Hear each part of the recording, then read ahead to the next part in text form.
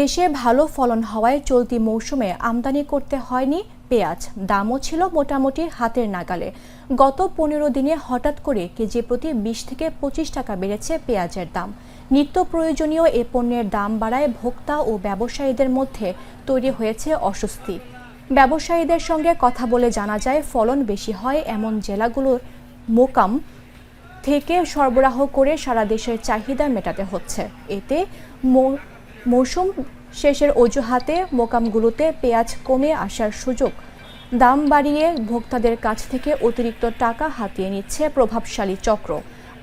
ভোগ্যপণ্যে দেশের দ্বিতীয় বৃহৎ পাইকারি বাজার চট্টগ্রামের খাতুনগঞ্জেও হু হু করে বেড়েছে পেঁয়াজের দাম। গত 15 দিনের ব্যবধানে আকারভেদে পেঁয়াজের দাম কেজিতে 20 থেকে 25 টাকা করে বেড়েছে। খাতুনগঞ্জের আড়তদার ব্যবসায়ীদের দাবি, মৌসুম শেষে পেঁয়াজ কমে আসায় মোকাম মালিকরাই সিন্ডিকেট করে দাম বাড়াচ্ছেন।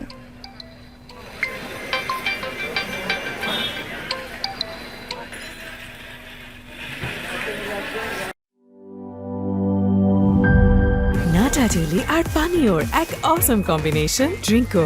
চিল থাকতে চান? ড্রিঙ্কো চাবান।